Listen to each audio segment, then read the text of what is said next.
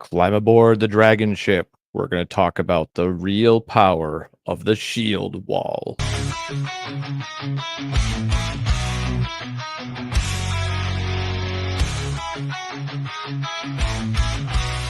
Through the white thunderstorms, we ride on the back of our truckers in a fearless ride.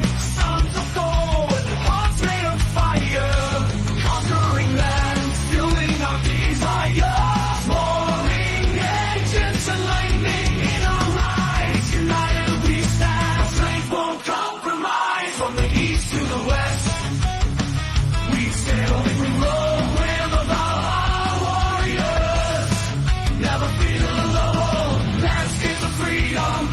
Beneath open skies, the promised land where our spirits arise. We battle the storms and tides of the sea. Now we've arrived in the land we're meant to be.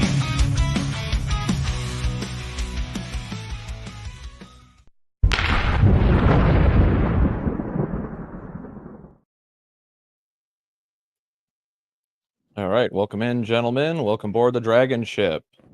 Yep, today we're going to be talking about the red pill shield wall, right? Why it actually matters and what it does to help society. So to start out, kind of what an inspiration, I guess, pointing to why the shield wall is necessary. We're gonna play a political ad that just aired recently. I don't remember exactly when this aired. But Huds, yeah, go ahead and play this ad, and everybody take in the glory of this ad. I'm a man. I'm a man. I'm a man, man. And I'm man enough. I'm man enough to enjoy a barrel-proof bourbon. Neat. Man enough to cook my steak rare. Man enough to deadlift 500, then braid the out of my daughter's hair. You think I'm afraid to rebuild a carburetor? I eat carburetors for breakfast. I ain't afraid of bears. That's what bear hugs are for.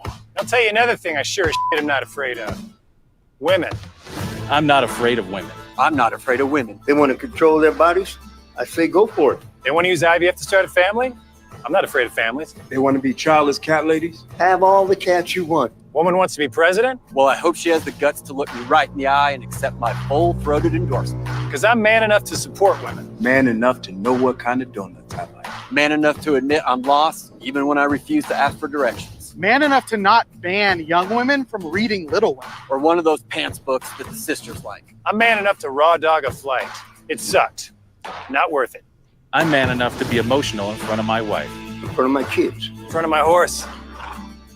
I'm man enough to tell you that I cry at Love Actually. Good Will Hunting. West Side Story. That and Predator. And I'm sick of so-called men domineering, belittling, and controlling women just so they can feel more powerful. That's not how my mama raised me. I love women. I love women who support their families. Women who decide not to have families. Women who take charge. And I'm man enough to help them win.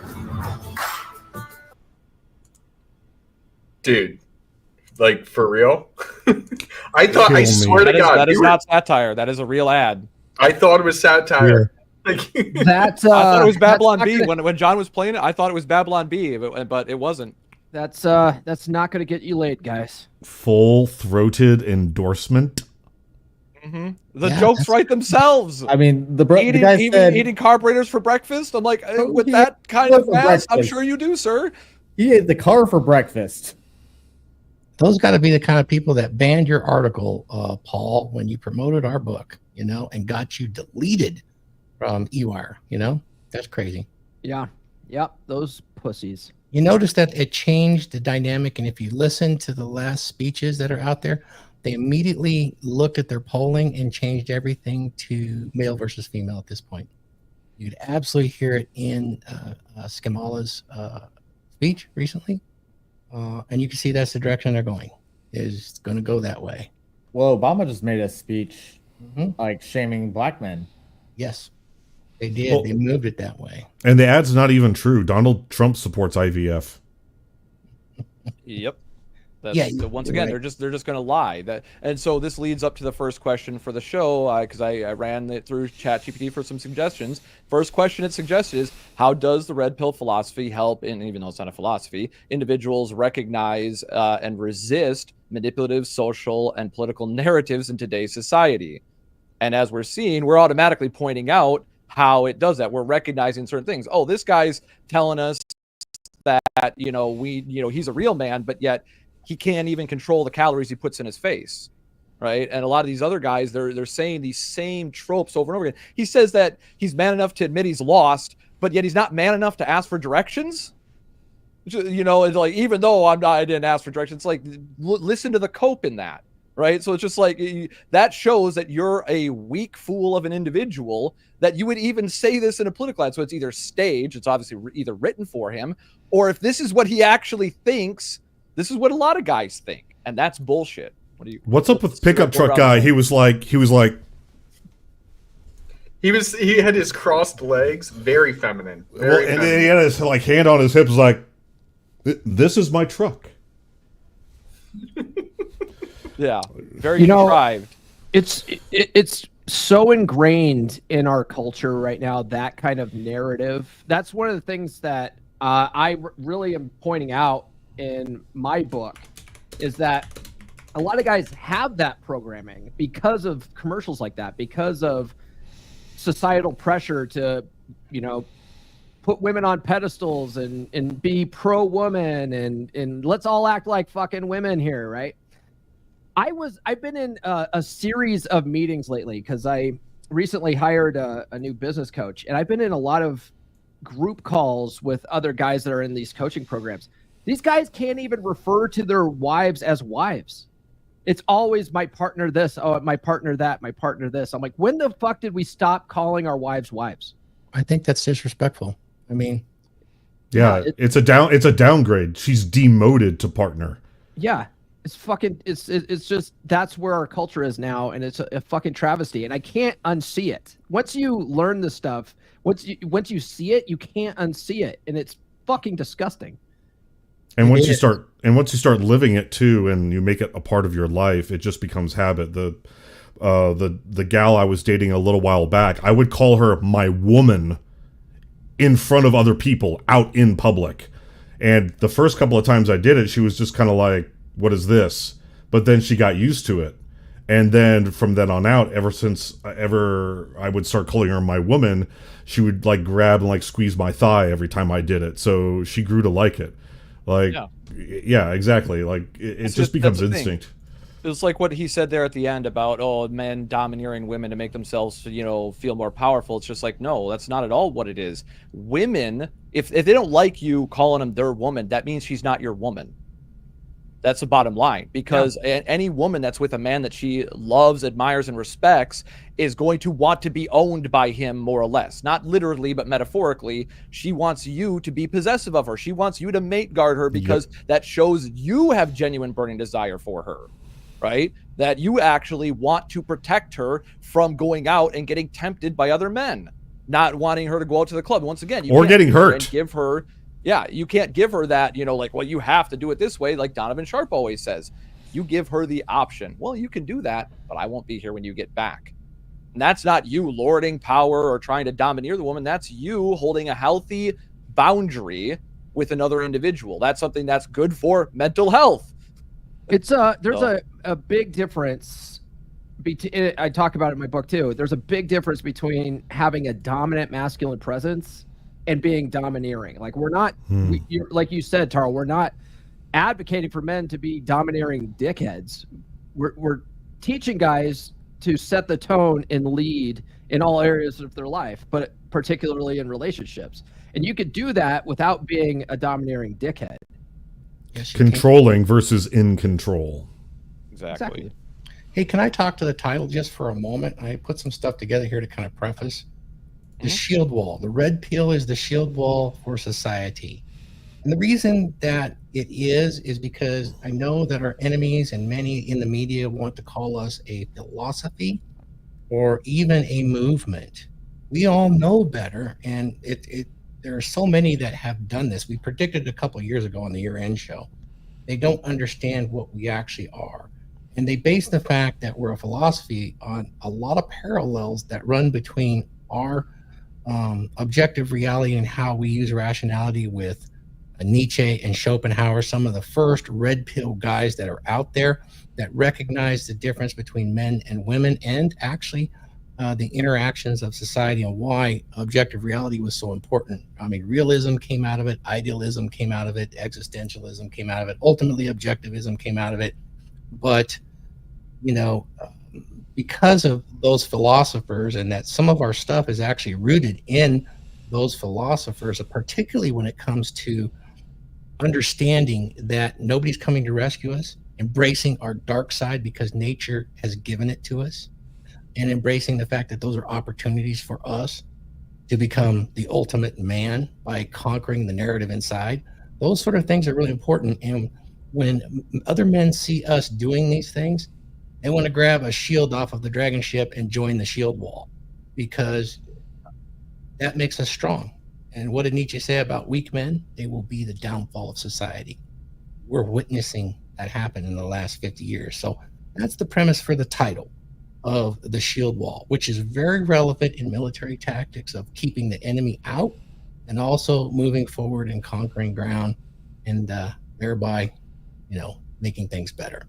So the red pill, in my opinion, is the shield wall to protect society. Unfortunately, we're going to get attacked by people that we actually like, that don't like the fact that we're a praxeology and not a philosophy. Hence the reason we have a loose treaty with the Christ pillars out there. They really would like us to be the bad guy, and they're always lauding those red pill guys. But you know what? The left does too.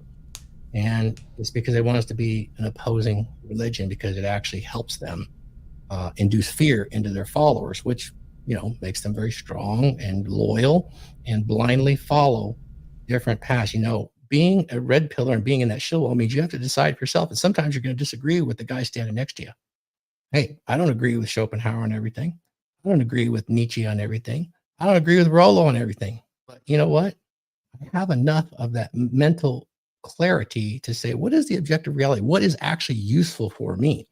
And I can actually embrace my dark side, and I can embrace the reality that I'm only here for a moment. So my existence is here. And I really like that term that Nietzsche used, will to power. You know, that's really all that matters, not the pursuit of happiness, excellence, any of that stuff. He was touching on, you know, the observer effect to change reality around you by using this here first. And that's what he meant by the overman. And so I like that. And I see that all throughout the red pill more than just about anywhere else. And now we're calling it the men's self-help space. These books that we're producing actually delve into the hows, the whys, and how to. I love that, because when we do that, we move beyond the troubles that all of us have, which is the or problem, which it's black and white, it's on and off. We have to move past that. There's way more than just two. Everybody wants to just be good or evil. It's not that. It's much more than that. And you will see, you know, self-enlightenment. And that is so useful to a man. His life changes immediately. He solves his problems. The guys that are writing these book series all understand that, and I appreciate them all. Dragons forever, forever dragons. Yes, sir. And that's why I try to, what you talked about there, when they say that it's a philosophy, even ChatGPT said it's a philosophy rather than a praxeology. Why do they say this?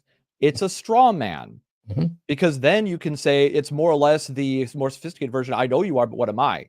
Because if we try to criticize some of these mental models, these bad mental models, saying, hey, the praxeology shows that this does not work, they're like, oh, no, that's just a religious belief. Oh, that's just your opinion. That's just your truth. My truth is this truth. And they try to take away from the universal truth that exists in a lot of things. There's a reason why people sit there and say, oh, well, the Bible's actually red pill. Oh, well, this literature is actually red pill. No, what you're recognizing is universal truths. Yes. We're not the first to notice these universal truths about human nature, but we are the ones that cut through the bullshit and say, hey, this is the observation. This is the praxeology. When you form the shield wall, you don't step out of line. First rule of the shield wall, you don't step out of the line unless you fall. And if somebody falls, another brother has to take your place to hold the line. If you don't hold the line, the entire line falls. And that's where the weak men that can't hold up the shield end up, like you said, costing battles and costing wars, because they don't have the mental or physical fortitude to be able to do that. And this, it means literally, but also metaphorically. as you see in the commercial. You think those guys are warriors that are going to be able to hold the line? No, they're going to, put the shield down in a row and say, here's a path for you, my lady. Oh, I love it, Tarl, because that is kind of what the whole, essential skill of a masculine presence is about, is to push this forward and make sure those men are trained. And I'm going to say trained because in the mental models, to be strong and durable, there's a lot on resilience here too. And when you realize, the emotional durability and the acceptance of suffering as an opportunity. That one guy can hold the line if he lies down. Yeah. So I think that's important. Absolutely. All right, let's go around the horn, let other guys say so. So we'll start with you, AJ. What are your thoughts? How does the red pill, philosophy help individuals recognize and resist manipulative narratives like the one we just witnessed in that commercial? I would say go along the lines of it helps us start thinking for ourselves, because it's the toolbox. Figure out which tools work for you, which tools don't. Kind of mental model that we talk about. So use what works, ditch what doesn't. Now you start figuring out, because you had to do all that, you can start thinking for yourself. You're like, okay, what's going on here? That doesn't make sense. Let me go research it some more. So, and they don't like the idea of guys who are capable of critical thought these days. That's pretty much all I got. Yeah, how about you, Huds? What was the question? Question is, ways that you see the red pill quote philosophy is helping individuals recognize and resist the manipulative social and political narratives today. Oh, absolutely. I mean, dude, it's crazy. Like, so with my girlfriend's brother is not only a Harris supporter, but he actually volunteers every week and is calling people to try and get their vote. And I've converted her. I wouldn't say converted. We just use critical thought to actually look at everything, look at some of the debates, look at some of the discussions, and then it's like, okay, well, this is not making sense, and it's like the lesser of two evils to go towards Trump. So when it comes to that, and you know what, I get in so much trouble for this, and Glenn and I have fought on it. I'm sure you guys aren't going to like it either, but we don't have to derail. Technically, a praxeology is a philosophy. It's just being more specific on exactly what form. So when you have this information, it really is that's why the Matrix was a perfect example of it, to open your eyes and actually critically think. When you have these skills, it helps you navigate the world because you can see the bullshit. Before you didn't really see bullshit, you just kind of listen, especially as you're growing up. You listen to others, teachers, your family on what the world is and how to live in the world. And it really challenges you to look at the actions of others so that you can best position yourself on, I guess, this chessboard called life to be as successful and as happy as possible.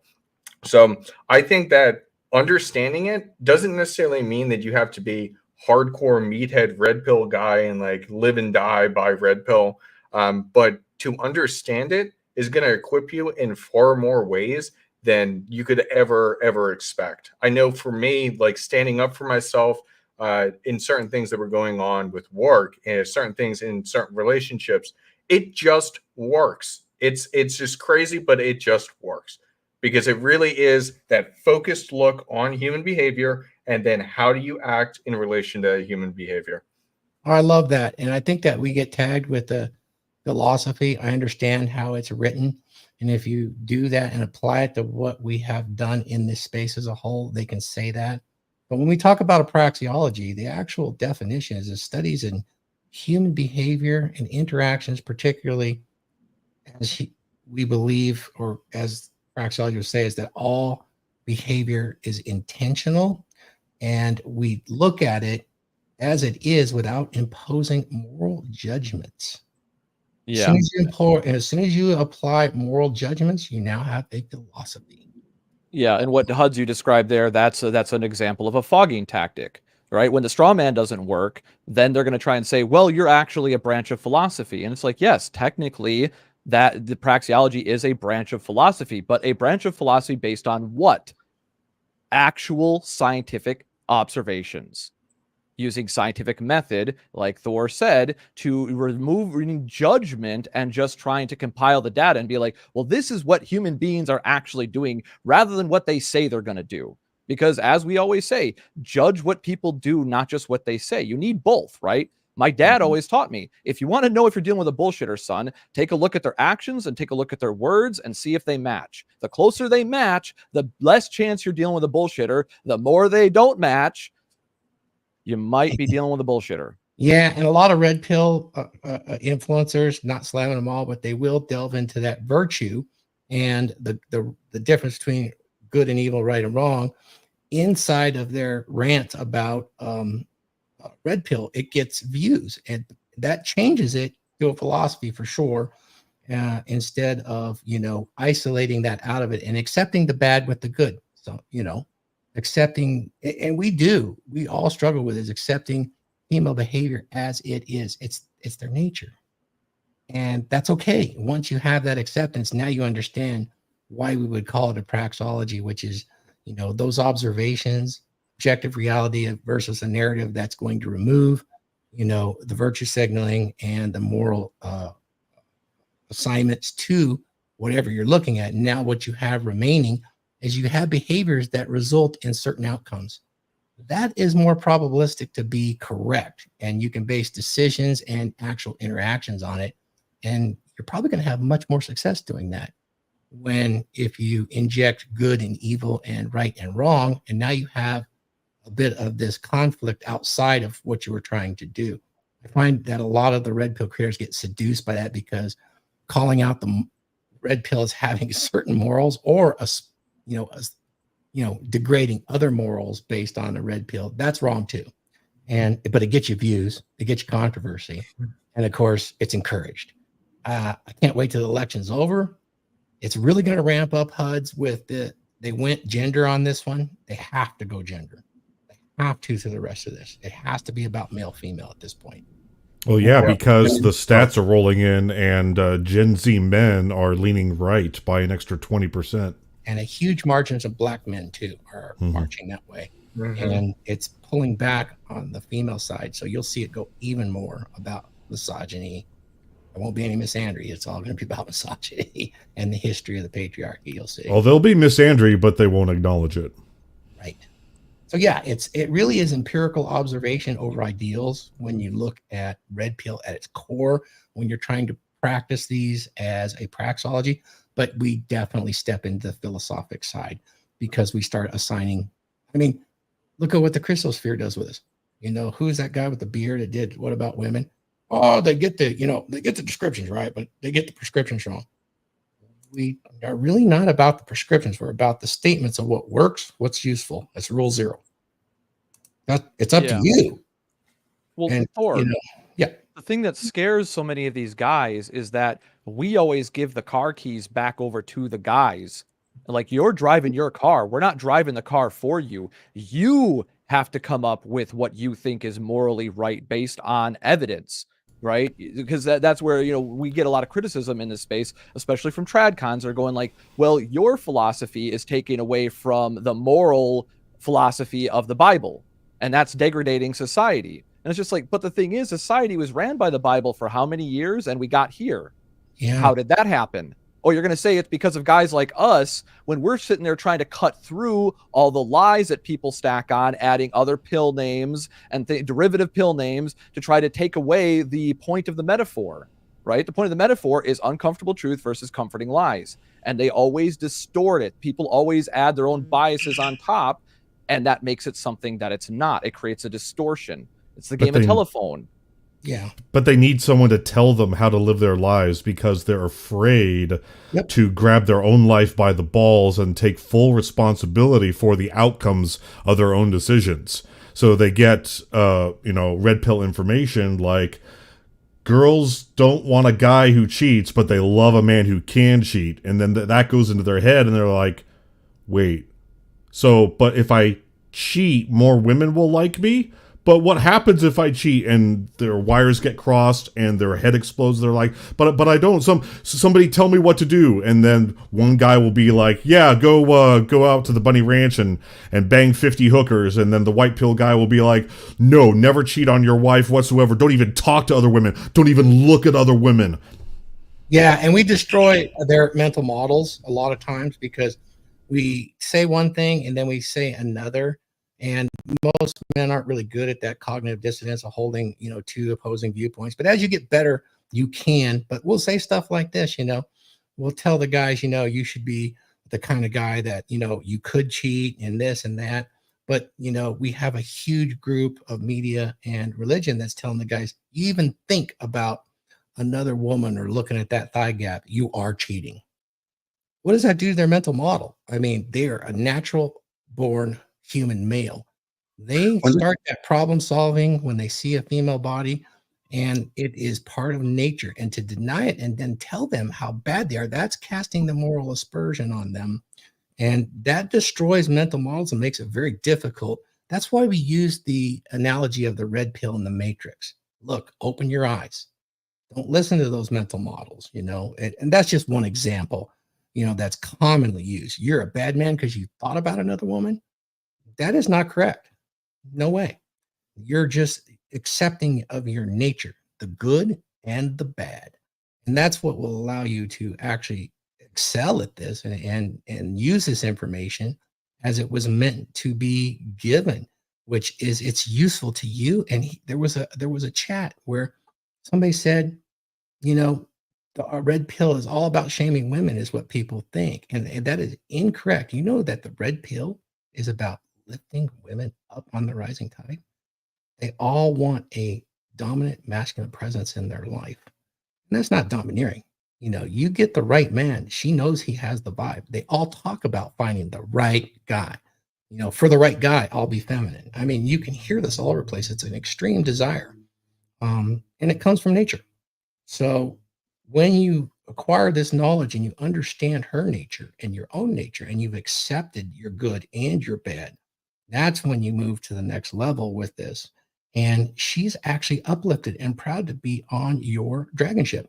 She wants to be there. And that's really good. A lot of guys they get complacent with it, don't understand that. By learning this information and applying it without being a dick, just slowly let it bleed into your mental model and your narrative, they're actually better off, much, much better off, and that's kind of nice. And some women actually run into this information on their own, and they don't think it's about bashing women. I'll tell you a story about that some other time. Go ahead, Laurent. One thing that I wanted to come back on, I want to vigorously disagree with Tal, and respectfully, of course. He introduced the notion of moral. One thing that struck me with the red pill is that it's not about moral. There's no will. I mean, people who take the moral ascendance actually miss the point, I believe. What I believe it is about effectiveness. We do what works. We do what is. And it's amoral. As in, it's a void of the concept of moral. This, if you do that, or if you look at the world this way, this is how it works. It's not immoral, which means that it's against the moral. It's amoral. It's like the market, basically. The market is not good. It's not bad. It's void of the concept of moral. This is what human nature is all about. So introducing the concept of moral is something that changes over the centuries, that changes with society. At the moment, for instance, if you say anything wrong, oh, you're racist, you're bigot, you're fair, blah, blah, blah, blah. I mean, the whole word soup, and they try to impose a moral code which actually doesn't work. Whereas my interpretation, at least personal interpretation of the red pill, is that it's effective. It works. It's not necessarily pleasant. It's not necessarily moral, but this is how the world works. Example, you were talking about cheating. Women love bad boys. It's in their hard wiring. Well, okay, cool. Now that you get it, it's not moral, it's amoral. Even though they say, no, I want a good guy, but they will always fall for the bad boy with a different name each time. Does it make sense? Yeah, that was actually kind of my point, is that guys, they want you to tell them how to feel about what the morality is. And that's the thing. It's not about morality. if you apply morality to it, like these TradCon guys, I tell them, yo, if you don't want to bang a bunch of bitches, if you don't want to be hitting on women and stuff like that, like you can get away with that. You can do things that show social proof with your woman when you're out and about. But you have to understand it's going to be more difficult for her to know that you could cheat, and for her to, you know, feel like she's got that pre-selection, that guy that's pre-selected by other women, the man that other men want to be and other women want to fuck. That's what they need to know. As long as there's a couple of them, it feeds their hypergamous brain going like, hey, this guy, he kind of gets it. So I'm happy because he understands these things. If I was with a guy that didn't, I would value him less. And that's where a lot of guys get frustrated, because they think, oh, well, she should value me despite my lack of action, despite my lack of effort. Because I'm a good guy. Yeah. So, but a lot of guys definitely, that takes a little bit of mental work.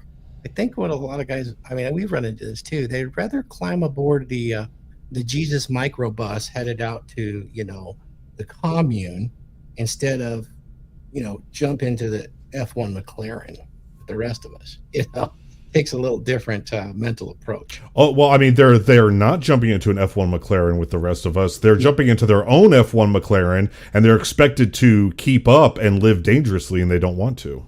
No, they'd rather climb aboard that microbus, that Jesus microbus, because it gives them the excuse, right?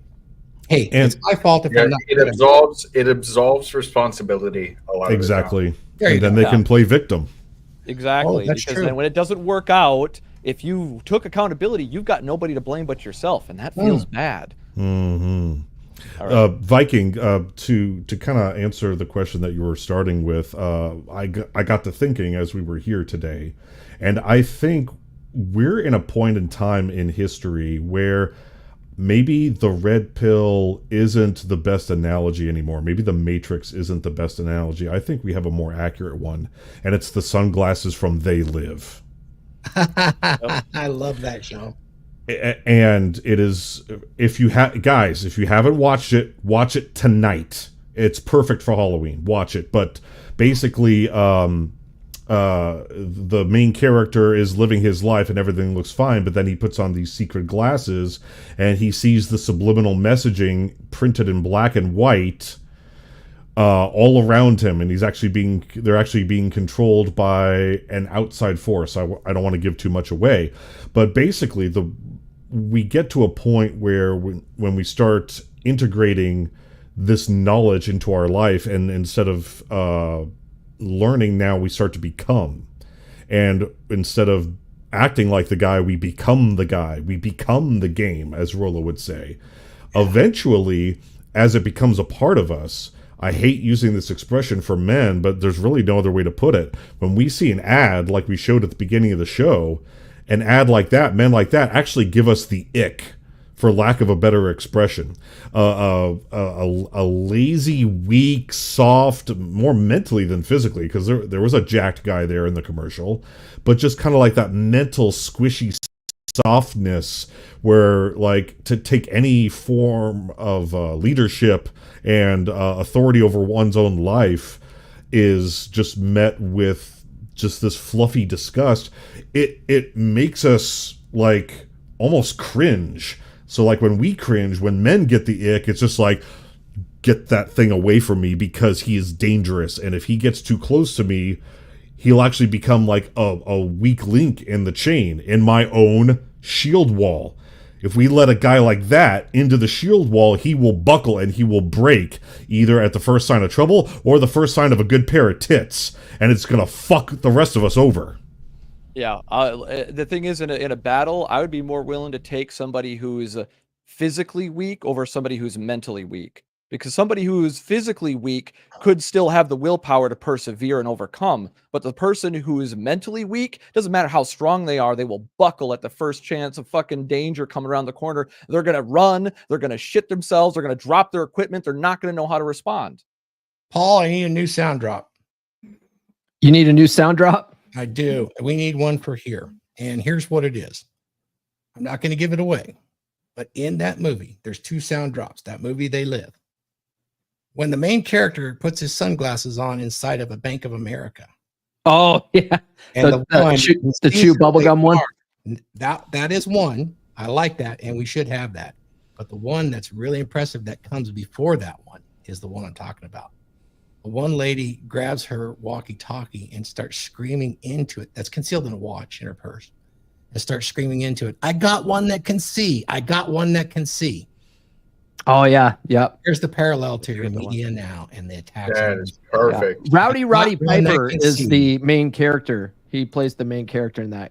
And, Yep. And here's the line too. This is actually from Duke Nukem, but here's the line. It's time to kick ass and chew bubble gum, and I am all out of gum.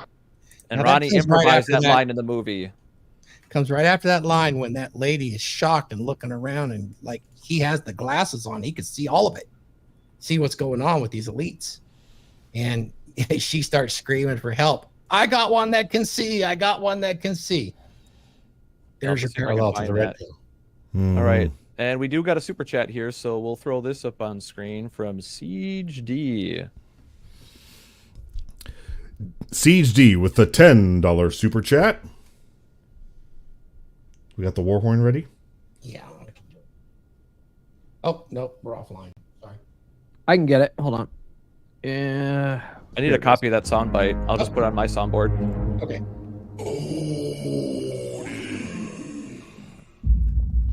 And because of that, Duke Nukem earlier, I haven't done this one before. Let's see how good I can do. Damn, where's Wraith? Well, at least that jabroni Paul is here.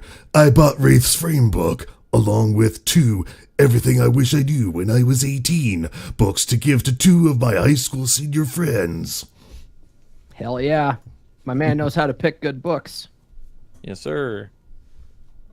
All right. And I think can't do those are Duke the super chat. Nukem. Yep. I can't. That The was pretty votes are good. in.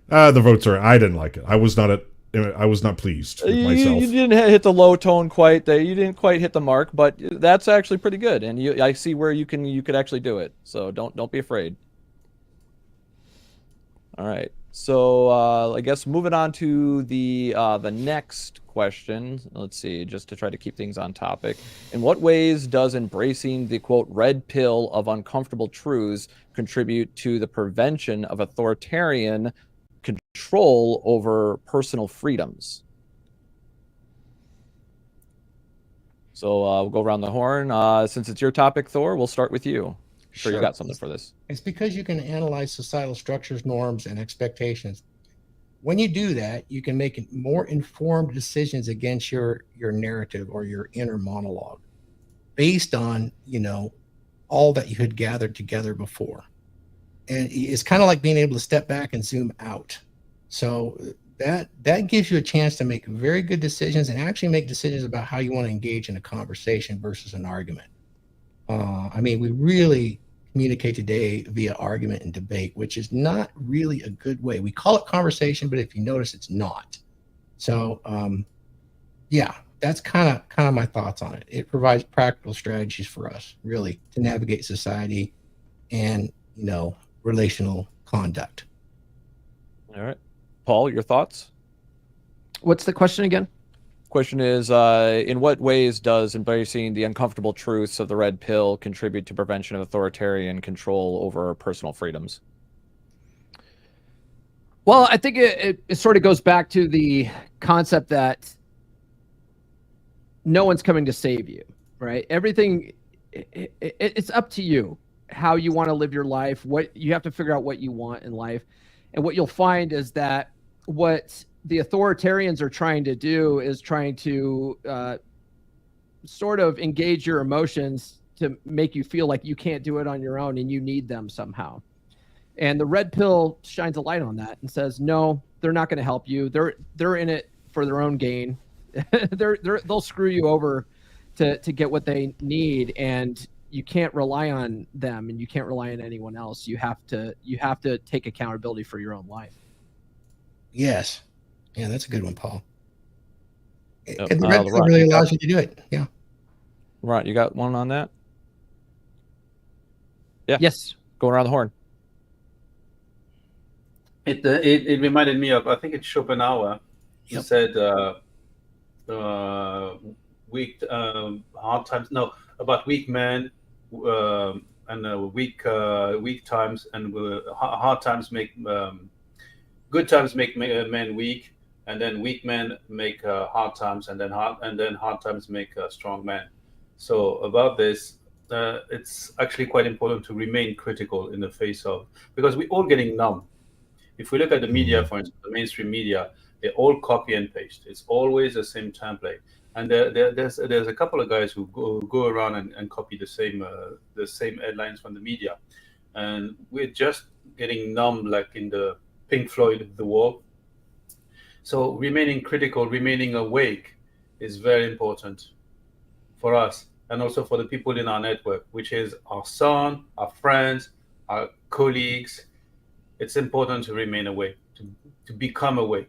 Unfortunately, not everybody wants to be awake. Not everybody wants to put on the glasses. Not everybody wants to see beyond the matrix because it's comfortable. Being in the matrix is comfortable. The truth is not necessarily comfortable. The red pill is not supposed to feel good. It's a suppository. That it is. Yep. It is, and both Schopenhauer and Nietzsche. Schopenhauer was his kind of his mentor at a distance, but they both advocated embracing that darkness and acknowledging that fact that, you know, life is suffering and experience and pain creates the wisdom or that inner narrative in which, you know, the guys had different names for it, will to power, all that sort of stuff, but it gave self-enlightenment. And that gave them the tools to navigate, particularly when it comes to, like you said, society's crushing weight of the stuff around you. You can not let that stuff get to you. But if you watch news all the time, the negativity does have an impact. It's just the law of attraction. So that would be my caution. I like what Laurent said. Yep. Mike, your thoughts?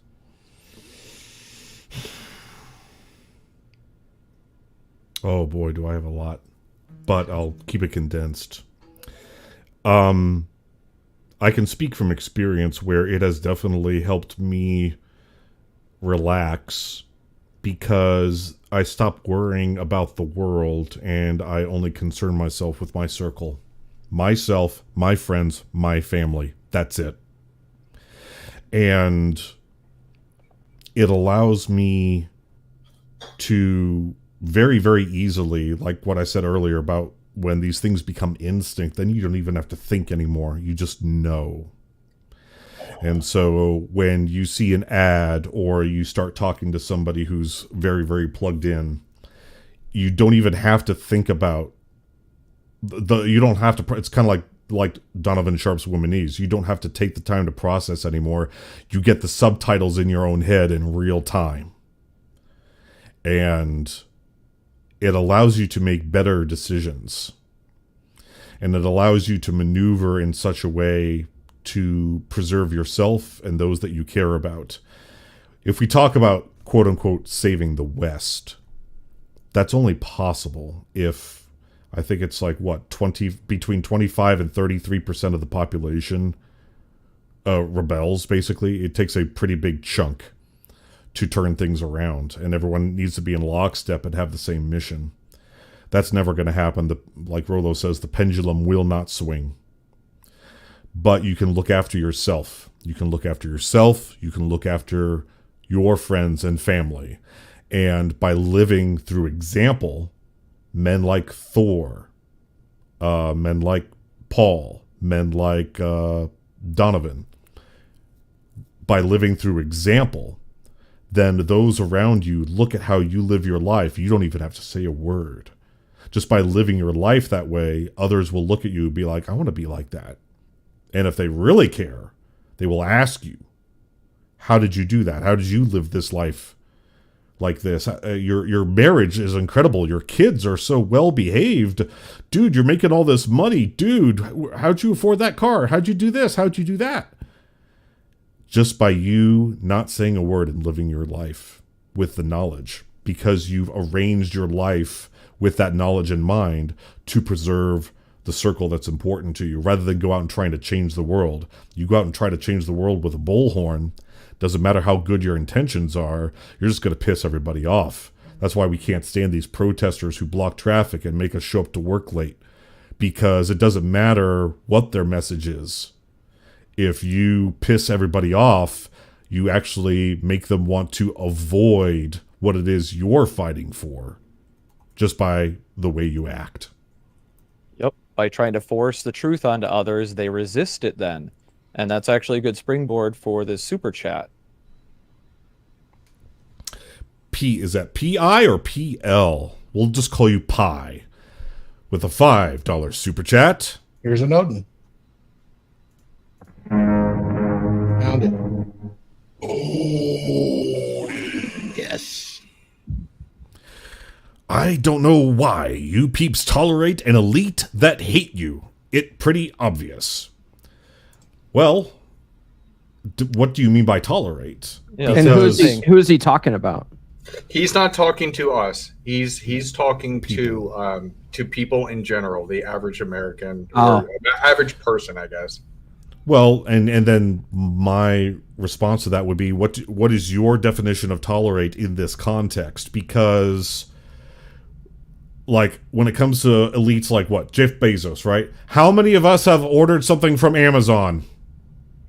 Of course. Like literally every few days. I literally sell my books on Amazon. Every day. So, well then, Paul, you're collaborating with an elite at that point. If you sell something on Amazon, you evil alien lizard being you capitalist pig. I mean, I get paid, so it's a beta elite too, but he does have a dominant masculine presence. So there you go. Well, that's why I liked your response, Mike, because it fit perfectly as a response to this super chat. It's that, yeah, we don't focus on things we can't control. Understanding that there's an elite class out there and they're not helping us, once again, that's good to know. But do you focus on it? And saying, why do you tolerate that? That implies that there's something you could actually control about the elites. Other than your own individual life. You can control the life, you can influence the life of the people around you. You can't necessarily control the outcomes for that. Now, maybe you can. Maybe you're an outlier. Maybe you have a line. Maybe you could have a platform where you could influence. If that's the case, cool. That's an outlier. Most people getting stuck in this mindset, this bad mental model of, what am I going to do about all the elites controlling me and the other people around me? That's the same thing as trying to red pill your friends. You can only teach the willing. You can't teach the unwilling. And when you try to teach the unwilling, you actually make the information bad listed for them. It goes onto their blacklist automatically, whereas as soon as they will do the same filtering that Mike talked about, where you get those subtitles, they will get their own bad subtitles that will say, no, ignore this person. What they're saying is bullshit because this other person tried to force me this other person tried to force me. These people clearly don't have truth if they have to force it down other people's throats. That's the same thing that the left is dealing with right now, is people are realizing the shit's being forced down their throat with ads like the one at the beginning, and they're going like, it's kind of leaving a bad taste in my mouth, and I seem to be joking a little bit. Like, I don't think I can keep doing this. And that's the key thing. You have to select what you're taking in with your mental bandwidth. I like what Charles said because it touches on what I touched on earlier about the philosophers. You know, one of the things they talked about is the slave and the master mentality. That's definitely Nietzsche and Schopenhauer. That's a big deal. If you guys get a chance, read about that. That is the way to not tolerate the elite. And this is something that you're born into. You're born into having that slave mentality. Andrew Tate got famous talking about the slave mind. But where did it come from? Not so much the red pill, but the red pill has tenets in there. And Tarl just hit on it really good. But if you guys really want to delve into that, it'd be a completely separate episode. But it would be on those German philosophers that really isolated it and decided how their narrative could change that pretty simply. So look at there if you want to deal with the elites. So Pi, here's what I would say, and we're not hating on you, Pi. We're just asking that maybe you should think about like maybe the way you're looking at things. Here's the way I look at it. Can I make Jeff Bezos go broke by boycotting Amazon? No. Here's what I can do. If I have to buy like an electric toothbrush and the only place to get it is Amazon, I just go, fine, okay, fine. I'll get my electric toothbrush on Amazon. But don't go on Amazon and buy a bunch of dumb shit you don't need. Don't buy a bunch of stupid shit that's just going to sit on a shelf and cost a bunch of money and nothing against your Lego Huds, but basically, chill over there. but basically, don't give them any more money than you absolutely have to. Not because it will put a dent in their pocketbook and reduce their influence, but because then you will have more money to do more important and better things with that money rather than giving it to Jeff Bezos. So don't buy dumb shit you don't need. And then this is a good. I don't mean to cut you off, Michael. It's okay. It's fine. But and then apply that everywhere in life. No. Then don't give Nabisco, a woke DEI company that hates you, a bunch of money by buying Oreos. And then just rinse and repeat over and over and over again throughout your entire life. The next thing you'll know you'll have an extra $1,000 in the bank at the end of every month. It's also called voting with your dollar. Yes. And that's a very good life and make friends with these elite people and keep their confidence. You're touching a very good point. You're touching a very good point. Like there was an ad by Gillette a few years ago. Men can do better, whatever that was. And from that day on, I never bought Gillette. But it's interesting that they had the impudence, the arrogance of having an anti-dude ad, simply on the fact that actually the people who purchase, the consumers are, and they rightfully assessed it, consumers are women. People who buy razors for guys are actually women. So they targeted an ad towards women. And the best way to get their attention is you hit where it hurts. You hit the wallet. Example, Disney. They have woke shit after woke shit after woke shit. I mean, come on. And now they're scrambling like, wait a minute. And now they're blaming. They're at the final stage, like where they blame the consumers. They blame the consumers for not liking the product. You're not woke enough. Yeah, well, Laurent, even worse. Like they just announced this week, they have their first transgendered clone trooper now. Oh no, they didn't. It's been there for 2 years. We just now found it. That's the slight distinction you know what? there. George Lucas will be able to buy the Star Wars franchise for $1 when everything is over. But I want to hop in and just before I lose everything in my mind, because we were following a pretty good flow there. And one thing I would argue with you against, Mike, on not buying stuff on Amazon or only buying the bare necessities that you need. You could also be like a lot of members of this panel, and you could use the tools to sell books or to sell other things. Use it to make money. And I think that that's the biggest thing when it comes to, as we're talking about a whole bunch of different things here. But when you adopt that red pill praxeology, you have the understanding and you see the world for what it is, then, okay, these are the rules of the world. Maybe they're not ideal for you or how you would want them to be, but you know the rules. So now you can navigate those rules into creating whatever type of world you want to make. Now, when I think back to and this is what I thought of at the very beginning, what is the most important thing? And Thor hit on it. We've also hit on it as we're going around. Actions speak louder than words. Look at what people do, not what they say. Now, to pull it back to the election, this was the very moment that I was like, if anybody else does not see this, then I really am losing faith in the American people. And what that was how Kamala Harris was marked and titled the border czar. She was in charge of the border. And then 3.5 years later, when she's called border czar, then across the media, they're all saying she never was the border czar. She never was the border czar. And then if you actually go back 3.5 years to the different things that they were doing on the news and media, they literally call her the border czar. That is like gaslighting like crazy. And so when you see that, I think that the red pill equips you with being able to see those types of things a lot more clearly. Let's flip that around. So instead of her calling herself border czar and then she's not border czar and you're wrong for calling her border czar. Now, let's say you're dating a girl, you start dating a girl, and she says that she's a nurse and you're seeing her for a couple of years. And then, maybe it's not like super frequently, you're not getting hyper entwined, but then you ask her something about her job as a nurse. And then she says, well, What are you talking? I've never been a nurse. It's like, what is going on here? So I think that red pill gives you, when you understand all of it, it gives you that lens. That's why They Live is such an amazing movie for this. I'm so glad you guys reminded me about that because I haven't seen it in a couple of years.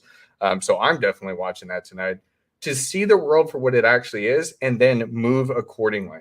It's seeing the rules and then how you act afterwards. That's what it's all about. Because great.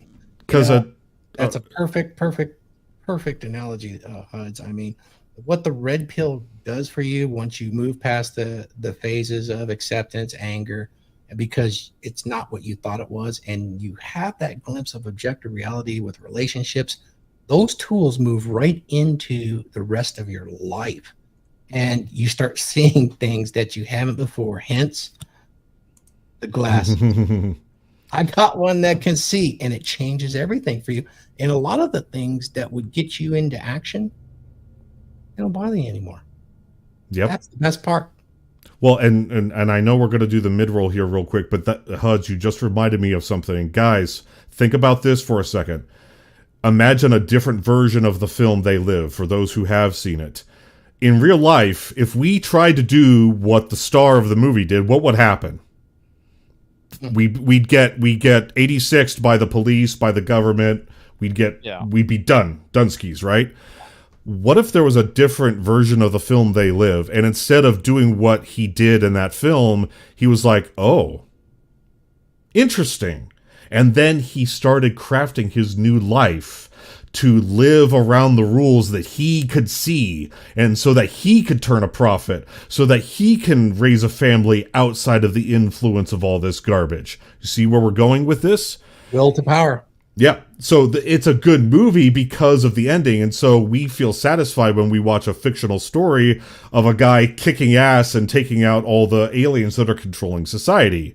Well, what if he did it differently, only instead of killing aliens, which look like people, he did it to become rich.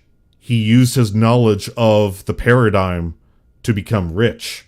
And then woke everybody up a piece at a time, like wildfire. Ideas are like wildfire, you know? Yep. Ideas are bulletproof. But AJ, I wanted to get your final thoughts on this question, and then we're going to do the mid-roll. Well, we got a super chat too. Cool. This one's a little difficult for me to answer because on this subject in particular, like I am a registered libertarian. I'm not voting this year. But it's like I already have a high dislike for authoritarian governments. So like I already saw this stuff coming without being red pilled, before I was even red pilled. I'm with you, AJ. So AJ, you seem very tired. Like tired of life. That's where I was a couple weeks ago. Released last night. He's been busy. I'm just tired, and like Thor, I talked to Thor last night about something, so it's kind of today. Your adrenaline has been exhausted. Yeah. AJ is the wraith for today. Just like, who cares? Yeah, fair enough. I'm feeling a little bit myself, but I've been working all week, but yeah, we're all here. Books out. And, yep, I'm gonna run one of the ads we have up here. I'm sure we'll get one for you, AJ, at some point. If we don't have one already, I didn't see one in here. No, we don't have one yet. I'm gonna probably work with Glenn on making one. Okay. All right, so we're gonna run this. Hang tight. Have you ever felt like something's holding you back in your relationships? Like you're always on the back foot, struggling to connect with women? You're not alone. Many men are taught to be weak, to defer, to play small around women, by their upbringing, by society, by the very world that shaped them.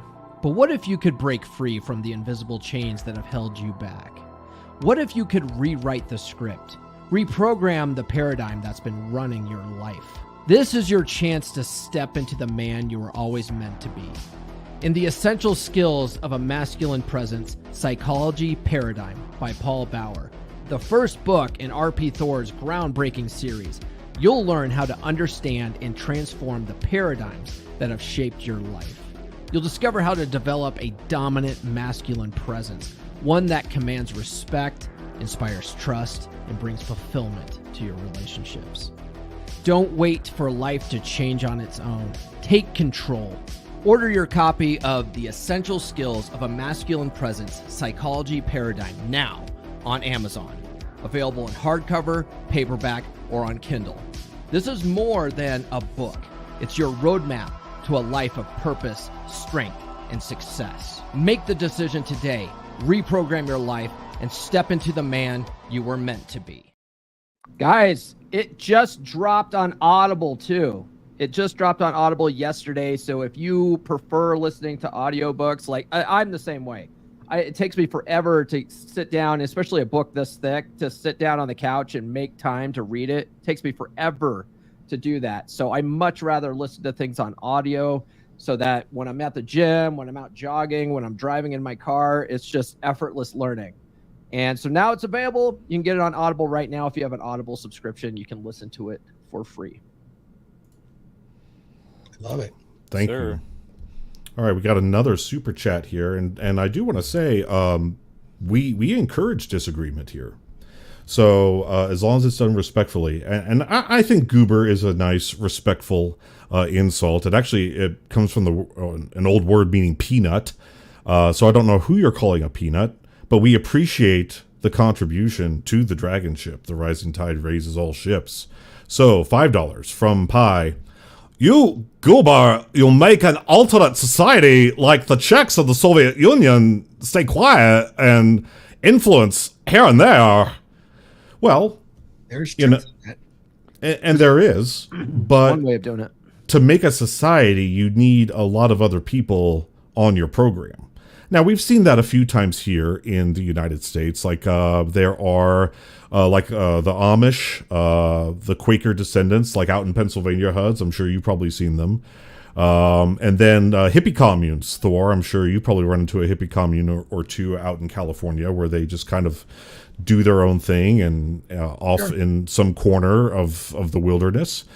But to build a society, Pi, you are looking at many, many people. I would call a commune a society. So the hippies that live off in the woods, I wouldn't necessarily call that a society.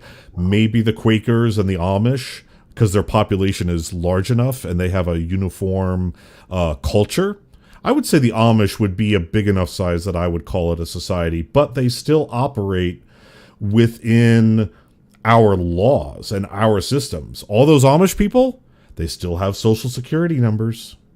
So what he's talking about here is actually really interesting, and it feeds right into our title, which is the Red Pill is the shield wall against tyranny, because people start to see that what we have put out there is much larger than intersexual dynamics at its core. And when they start using those principles and using it to validate their political positions, it starts to spread. Guys start picking up the shield and joining the wall. And this starts to spread. You've seen this with certain political parties, and it's one reason they call us a movement, because we get traction and we're growing. So, it must be a movement. Not ideologically, but political parties definitely use that tactic, to get the grassroots movement going. And then all of a sudden you have political change and society changes because of it. It's happened to us. It happened to us from the 50s to the 60s, the free love. Societies changed in certain ways. And I understand that the Czechs have had huge influence in Soviet Russia, which is an interesting way to do it. It's a rather nonviolent way, but there are bumps along the way for sure. I think there's a parallel there that could be made with the shield wall. And I do have a very rigid definition of that kind of freedom that Pi is talking about. In my opinion, if you have a social security number, you're not free. No. Yeah, you're part of the system, and it's like the guys that try to quote leave the manosphere. It's like that once again shows they don't understand the words they're using. The manosphere is just a placeholder term to describe guys or people that make content revolving around, the praxeology of the red pill and the difficulties of men in today's society, right? That they deal with the dating marketplace and whatnot. And a lot of people, when they come into the space, like Thor said, they are like, they're just talking about dating and women and stuff like that. And then they come in, they find out, the praxeology applies to all human behavior and observations of all human conduct. And this includes male-to-male conduct, say in business. Oh, a lot of the red pill principles apply when you're observing a business transaction, right? Or a business deal. A lot of the same factors are going to play into, like you got to take into account. Hey, does the guy that you're doing this business deal with, does he have frame in his relationship? Is he on drugs or alcohol? Right? Does he have something that is influencing his decision-making process, either chemically or emotionally? Right? So as a woman is the one wearing their pants in the relationship, you know that you probably don't want to do business with that man because you're technically doing business middlemaning through him to his wife. Mm-hmm. So all your decisions are going to be filtered through that context, that you're going to have to expect him to defer to his wife, relay that information back to her, get a decision, then come back to you. Probably going to get a no because she's too scared to take risks and whatnot. And she's not getting the information directly from the source. So she's automatically going to be suspect of it. You can't do business with a man like that because of those red pill praxeology issues that you run into with intersexual dynamics in his relationship. It doesn't even apply to your relationship, but it by extension applies to your relationship in business with that man. And that's where a lot of people a lot of the liars out there don't want you to ask those questions, don't want you to poke and prod and look at all those details, because what do liars function on? A house of cards that's made of lies. And if any one of those lies gets found out, the whole thing can come crashing down. They know this. And it's difficult to maintain. So what do they want to do? They always want to discourage people from asking too many questions. Oh, you're one of the ones that I've gotten many, many times over the years when I point things out. Oh, you're overthinking that. Another thing I want to just add about just the concept of the manosphere as a whole is that term itself was actually created by feminists to lump us all together as creators and judge us by our worst actors. So that term itself isn't actually an endearing term. It was created to sort of marginalize us as content creators in the men's space by itself. We've sort of just owned that, though. It's kind of like, black people have, turned the N word to their advantage, and they just, removed the hard R and just used the A at the end, and they now own that word. The Manospherians. Yeah. It's like Spartans. We're the Manospherians. Right. Yeah. Because what is your profession? How? YouTube. but all of you guys in the chat, watching and here on this panel, all of us have had that one friend at least once where we can't even go out and have a beer with the guy because he says, all right, hang on, let me check with my wife. Like, are you fucking kidding me? You can't take 20 minutes and have one beer without getting permission from your woman who's supposed to be on your program, who's supposed to be following you. And so, like what Viking was saying, you're in business with a guy, you're running like a machining company. Hey, dude, we need a new CNC machine. It's going to cost $100,000. Here's my $50,000. I need you to put in $50,000 for this machine. Let me check with the wife. Wife said no. Now your business doesn't get that new CNC machine that you need to secure bigger and better contracts with more lucrative clients, all because she doesn't want to spend $50,000 when he can afford it easily and he wants to go all in on it. I want to add. There's levels to this. There's levels to this, though. Like, I move as a unit with my girl. So, like, even if I'm going to make a decision, I still want to run things by her. That doesn't make me weak. And I'm not going to change my mind if I know it's a good business decision. So I think there's a little bit of it's not black and white. Yeah, we're not talking about guys like you, Huds. You don't put the final decision on her. I want to add to that, though, right? So when I'm talking to guys, right, I have one-on-one clarity calls with men. Three of the biggest objections I'll see are, your prices are too much, like it's too expensive, right? It will be, I have to talk to my partner, right? Or I have to think about it. Those are usually, it's like one of those three.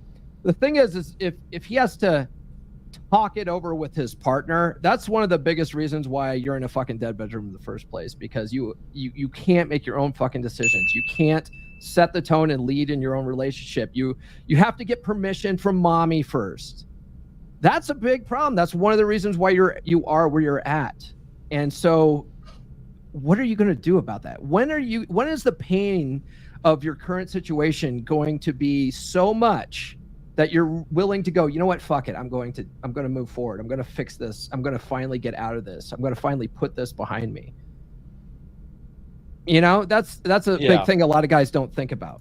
Well, and a nuanced example that I even thought of when Mike was saying that is like, if the guy is texting his wife to get permission, that's a red flag. But if he just says, hey, I just got to text my wife, let her know I'm going to be running a bit late tonight because I'm going to go have drinks with my friend, once again, you're still letting her know and you're communicating, but you're doing it from your decision making rather than her decision making, and you're not deferring. That's the key nuance, is that if you're deferring to your wife and she gets the final say, you don't have the pants in the relationship, and she's going to treat you like a little boy rather than a man.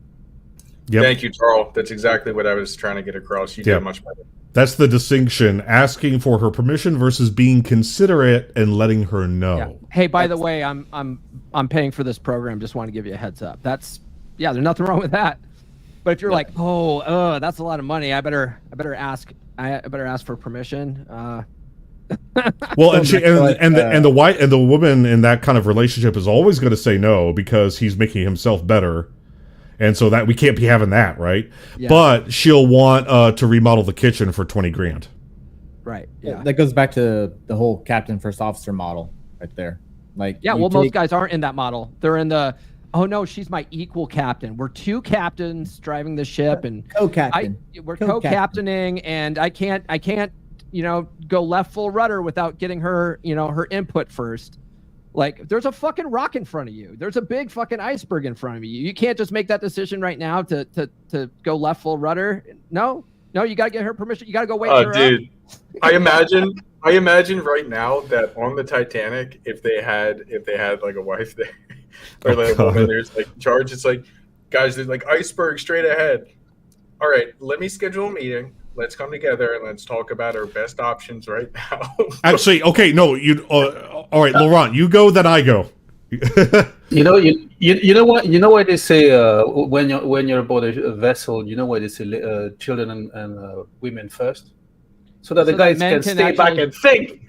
Yeah, men can actually come up with a solution and take action. But no, this is interesting because what happened recently, did you guys hear the story about the New Zealand lesbian female naval officer who was busy filling out a survey online and sank her destroyer while they were doing some coral reef documentation? So I won't go into the whole story. You can look it up. It's fairly recent. I think it's 1 week old. Basically, woman captain sank her own ship. All right. And then we had another one prior where it was a stealth vessel and a naval officer, again, another woman, put a Starlink on it on a stealth vessel. Now, so they've made these mistakes, and that got me thinking, Huds, when you said what you said earlier, like, oh, what if there was a co-captain on the Titanic? So we've got these two situations here with these two ships. One of them sunk by a female captain because she was busy doing whatever. But when was the last time incompetence sunk a ship and the ship was captained by a man? It was I forget the full name of the ship. It was like the Costa Concordia. It was an Italian cruise ship. Get this. Yes, it was captained by a man, but guess what? His girlfriend was on the bridge with him. And she was wearing skimpy dresses and strutting around with her ass hanging out and distracting the bridge crew, and he was screwing off his shift to go bang his girlfriend back at his cabin and then doing what she wants. And he did the fly by the shore. That's where he basically takes the ship really, really close to shore and honks the horn really loud to like show off. He did that to impress her because she was there. So she wasn't even the captain, but by even having a woman there distracted a man enough, he sunk a cruise ship. Unbelievable. Well, one last thing I want to say on this New Zealand thing. I'm looking at it right now. This sinking was the first loss by a New Zealand Navy vessel since World War II. And it's 20% of their fleet because they only have 5 ships because it's New Zealand. Just throw a little wrench in there, Mike. Oh, well, take it easy, man. I'm Kiwi here. I'm a New Zealander as well, so take it. Yes, AJ. To throw a little wrench in there, there was the USS Greenville in the early 2000s that was destroying stuff left and right. The USS Greenville. Refresh my memory. It's a 688, so Los Angeles class submarine. Mhm. They had some congressmen on board. They're doing some submerging and stuff, doing angles and angles. And the congressmen wanted to do what they call an EMBT blow, and that's like where you see in the movies the submarine broaches the water and crashes down. Mm-hmm. Yeah, so they go to PD, periscope depth. They look around. Okay, we got no one around us. 2 hours, they go back down. 2 hours later, like, all right, we're gonna do the EMBT. Fire control's not looking. Sonar's not doing their thing. They do an EMBT right through a Japanese fishing vessel. Sinks it, kills 9 guys. Wow. Yeah. Well, that goes back to what he was talking about, is that when guys are acting on emotion, trying to impress rather than acting accordance with survival, you end up doing dumb things, taking dumb risks that are too much. Because once again, there's a level of risk tolerance in the middle, right? Women tend to be very risk averse, whereas men tend to be less risk averse because they have a higher tolerance for risk. But that needs to be tailored in reason. This is why when we used to get lots of guys in the Fresh and Fit free Discord complaining that we'd have women in there. But I always loved having the women in there, because this is one of the things that can out a lot of guys that sit there and run their mouth and talk a really good game. But then you see how they act when there's actually a woman in the room, and you see if they can maintain focus or if they start trying to fucking simp for her without even realizing they simp. And hundreds of guys would sit there and they'd be given all this free attention. Myron sits there and tells them, don't give women free attention. And then as soon as they see 1 or 2 girls in the general chat in the Discord, all of a sudden they're asking her questions. They're chatting with her. They think they're running game. They're getting made fun of by other people, going like, get your IG. Give me your IG. Give me your IG. The other girls start making fun of them because they're simping, and they're just like, I don't understand. I'm just trying to have a conversation here. And it's just like, because that's you're sitting there. That's one of the biggest reasons why women ruin male spaces, because women fuck up the dynamic. Well, see, that's the thing. When these guys get a woman walk out in front of them, you see that some guys know to hold the shield wall still, right? Understand that you need to hold the line, but some guys are mentally weak, don't understand, even if they're lying and claiming they understand, and then they drop what they're doing for the first piece of tail that walks by. They just drop what they're doing, tongue hanging out of their mouth, and they literally don't know how to act. They can learn. See, this is where groups of guys shaming other motherfuckers, hey, straighten up, act right. You slap that tongue back in your mouth, bro. Like, you're making yourself look like a fucking dumbass. That's not going to impress the girls. And it's the same thing when you're dealing with a bunch of guys. You see these lower value guys trying to impress. This is where yes men come from. And they're trying to impress. And once again, their expectations are not aligned with reality. And they think they're going to get something out of an action that they're not actually going to get. And they're doing it based on an emotion that they now backwards rationalize. And they're not doing their due diligence. That's going to lead you into trouble all the time. Thor and I can both personally speak to that, having to go through severe physical trauma because of a decision that was put on us where we had to double check something and do it either a more painful but right way, or do it an easier way. And the easier way led to way more pain than the other discomfort we would have experienced. That's a harsh lesson to learn, but once you know, you can't unsee it. Hey, I'm going to take the extra little bit of discomfort so that way I don't have to experience an insane amount of discomfort.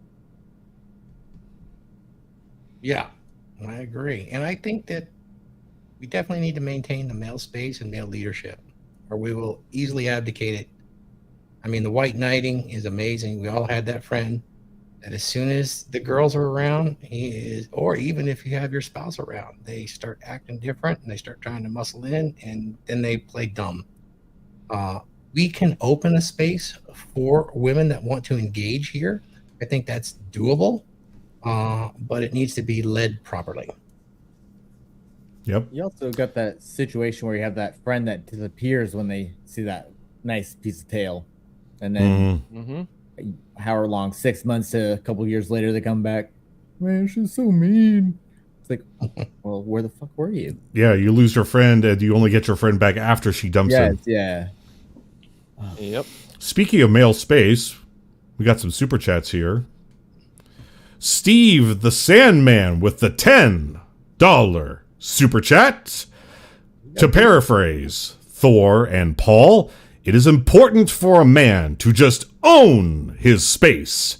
And if that is the manosphere, then so be it. I love it. We should do the profession right now for the Manospherians.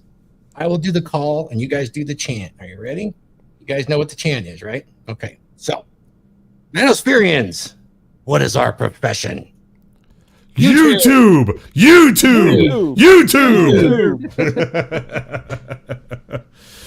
A very apropos super chat from Julian, the $2. Thank you very much for the support. That was perfectly timed, both of you. We appreciate you. Yep. All right, and so going to the final question that we had on the docket today for this topic is, how does the concept of the red pill align with historical examples of individuals or movements resisting tyranny by understanding universal, uncomfortable truths, and what lessons can we draw from them? Thor had some stuff for this, I believe, and he already discussed some of it a little bit, but is there something more you wanted to expound on? I got to get to my notes. So you want to start a reverse around the horn on that? Yeah, go ahead. We'll start with you, Paul. What was the question again? Historical concepts of individuals or movements resisting tyranny by understanding universal uncomfortable truths, and what lessons can we draw from them? Like let's say, like the founding fathers, like the United States, right? The United States. Yeah, like the founding fathers. The founding fathers, they realized that they were getting screwed over by England. They were getting taxed, but they had no representation. They basically didn't have a leg to stand on. They couldn't go to the king and say, hey, why are you taxing us so much? And they decided, hey, enough's enough, man. Like, we don't need those guys. We can do this ourselves. We could do it better. We could form a better form of government. We can look at all sorts of previous governments throughout history and take what worked and leave what didn't. We could put protections in place, because every government in the history of ever has always become tyrannical at some point. So we need to put some checks and balances in here. Let's learn from this about how the real world works, and let's limit the government's power and actually create the first real free society. Let's do that, right? That's they basically took what was useful, what worked and what didn't, and they created the greatest nation the world's ever known. Yeah. Yep. All right, I got some notes here. I've already kind of mentioned some of the philosophers from the Greeks all the way to the late German philosophers that are out there. I mean, even Alan Watt in some of his stuff was quite red pill. And so if you're looking for parallels to this, I have to point to these philosophies, because they all draw pieces of, well, let's take, for example, realism. A big part of the red pill is realism. Hey, what's real? What actually works? We exchange notes, right? Did this work? Let's go field test it. That's a big part of the scientific method, supposedly, right? We study patterns in human interactions. Who else did that? Well, all those philosophers did. Schopenhauer had a particular take on females that was pretty harsh red pill, and accepted the darkness in the human heart. So did Nietzsche, with his view on empirical observation over ideals, right? And the moral assignments of the philosophy. I think that the red pill at its core is like that, and it's amoral. And when we offer these descriptions, they're not necessarily descriptions, they're observations. And because there's observations doesn't mean we have to fix them. We can just acknowledge them. We don't have to write prescriptions for these. There's many different approaches to skinning a cat. They say what? There's 9 different ways, or many different ways. So I think they all could be applied throughout history. You can find, red pill philosophies, ideologies. Does the Bible have some red pill stuff in it? Sure, it does. Anytime there's interactions with behavior, and you consider behavior to be intentional, and you watch what they're saying about behavior between people, you're going to find some truth, and you're going to find that truth that you can test in the real world. And if it's repeatable and it works, there you go. That's the premise of the red pill. So in history, that's kind of what I was really kind of looked at, is those philosophers and the philosophies that they created, trying to make something better than the Eastern and Western, or combine the Eastern and Western philosophies. I mean, they reach into existentialism, think there's a lot there you could use, but they're not complete. Is the red pill a philosophy? No, I don't think that it is. So if you're looking for something in history that parallels red pill, they have a lot of pieces, but they're not the praxeology that the modern red pill is, tool set, so to speak. I have a very recent example, if I may here. Let's see, share application window. I present to you the new El Salvador prison system. So this was a country where the murder rate was out of control, and the leadership, so this wasn't like an oppressed people rising up against an oppressive government. This is the government electing a new president or prime minister and him going, you know what? Fuck this shit. We're going to throw these guys in cages like the animals they are. So to put things in perspective, all these half-naked men here, they have their heads shaved, and they're running around in their underwear. That's what they wear in prison. No jumpsuits, underwear, all the time. So you can't hide anything. These men are so horrible. One of the most famous things they do is they play soccer with human heads. That's how terrible these men are. And so the government decided, hey, you know what? We're going to arrest all of you at once in like a 3-day span and throw you into a massive cage like animals. And what has happened? The murder rate in the country vanished. Has gone down. Now, as you can see, they still have other things to worry about. Let's make no mistake here. El Salvador is not a great country, but look at that homicide rate ever since that new leader took charge of the situation and said no to this bullshit. Wait, you mean he didn't try to ban the guns and ban the knives, and he took the killers off the street? Okay. Interesting. Yeah. Interesting. Yeah. Took the direct route rather than the namby-pamby indirect route. That doesn't work. Yeah. Yep. And that's a very recent example within the past 4 years. So he banned the murderers, not the weapon, not the tools. Yeah. Yeah. Look at that. Yeah. Funny how that works. And then what happened to the murder rate? Oh, it goes down. Shocking. All right. Laurent, do you have anything on that topic of historical examples that you'd like to share? It's interesting that you mentioned this country, El Salvador. Bukele is actually the guy is from Lebanese origin and is a second generation. I hear Laurent went to El Salvador after someone scratched his car. Yes. I went with my buddy Chuck Norris.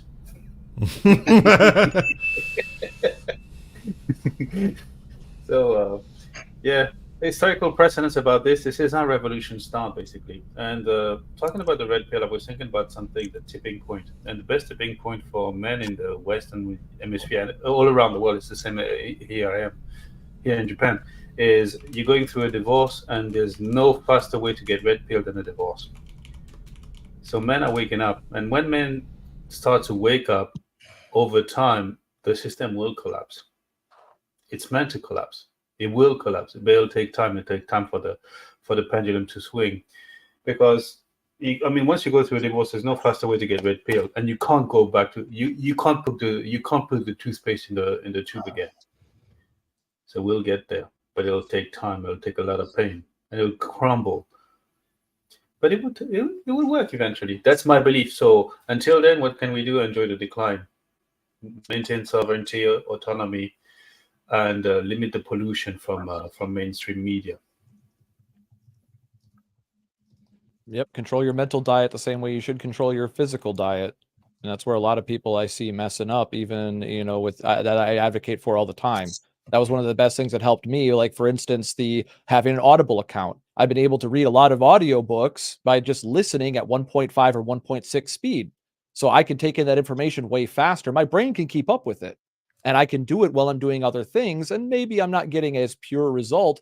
But once again, that's where I would do rinse and repeat, get reps in, listen to the book again. And because I'm listening to it quickly while I'm doing other things, not only am I ingraining the information truly into my head, but I'm also putting that information in my head while I'm being effective in real life, while I'm working, while I'm accomplishing other things. So I'm entwining those concepts in my brain rooted to a point where I'm being grounded in reality. That's where a lot of people get fucked up in this space, is that I don't kind of view it as like a pendulum. I view it as bubbles, right? The life is like a series of bubbles that keep popping and then more form when one pops. And that seems to be applicable to a lot of these concepts, because you see like the different spaces, different information bubbles, they blow up then and eventually sometimes overexpand and pop. And some bubbles are bigger than other bubbles, and some don't pop and they balloon up really big, but others would just pop really quickly and then another one forms. But it's this constant bubbling that's going on with, you know, the conflict of life and ideas. So that's what I kind of see. And that's why I like that we're talking about the historical examples, because those who do not learn from history are doomed to repeat it. And the thing is that at some point we should be discarding certain things that don't work while maintaining the things that actually do. And that's more or less the praxeology. Hey, the scientific essence of that branch of philosophy is, hey, let's base this shit in reality, aka what somebody said, common sense. That's why I say I went from being idealistically optimistic to being realistically optimistic. So I still think I can, but I'm going to figure out how before I foolishly try. So going on to going around the horn, let's see, Mike, what did you have for some historical examples? I just did it the El Salvador prison system. Okay, my bad. We'll go to Huds next. That's right. I don't really have anything. I was thinking of the same exact thing of when we came to America. Like, that's what I was thinking about. Like, I really like that example from Paul. Like, we can do it better, so let's do it better. Yep. AJ, you got any examples you want to throw out there? You'd even argue going the one of the inspirations to our founding documents, the Magna Carta itself, because you had all those noblemen being like, yo, king, our peasants are getting a little upset at us and you need to cut this shit out, and now you have equal laws to follow as well.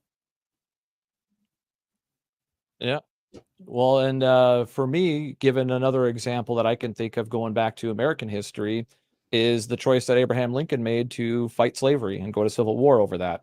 Oh my God, dude, that is what I was gonna say, but I wasn't sure if that was a good example or not. I love that. Well, no, that's a good example, because the thing is that despite all the, just like with the founding fathers, there's a lot of other extenuating circumstances and things that went on that we're kind of glossing over. But for the sake of, time, the idea that I saw when I watched documentaries about like the letters that Abraham wrote and stuff like that, and how he came to that conclusion, was that he made the observation as an autodidact, somebody who was self-taught to be a lawyer. He did go to school for it, but when he was growing up, he was homeschooled. He had nothing but books, like me growing up. So I kind of relate to him on that. And he taught himself. And he also noticed that some of the black slaves that were taught things could learn, even though he was told his whole life they can't learn. They're too stupid to learn. They can't learn. And he said, it strikes me, and I'm paraphrasing obviously, but in one of the letters that he wrote, he said something to the effect, I believe, of that it struck him as, kind of a, more or less a hypocrisy that we would have this whole society founded on freedom while we were indenturing people into slavery that could learn based on his observation. So that was the red pill truth, the reality that they could in fact learn if they were afforded the opportunity to learn, and that the reason why they were not capable the same way that we were as the white folks was simply because they were being deprived educational opportunities and forced to just do labor instead. And when they were afforded those opportunities, not all, but many of them actually jumped on it and took in the knowledge and were like, hey, now I can actually speak better. Hey, now I can actually write and read and actually communicate more and learn more. And human beings are naturally curious. When we learn more stuff and it actually works, we tend to want to learn more. And so that was the realization that the red pill truth that Abraham Lincoln came to, is that we can't have a free nation founded and functioning on this fundamental hypocrisy. I want to speak to that because, my friend Nick here says he didn't go to war for that. I'm going to say something a little different, not so much, because I think what Lincoln was fixing to do, having had this in my mind for a while, is, he was a politician. He was a smart one. Now, he did recognize the problems with the slave master mentality. And could he go to war directly over that? He could make some noise over that and it would cause a stir.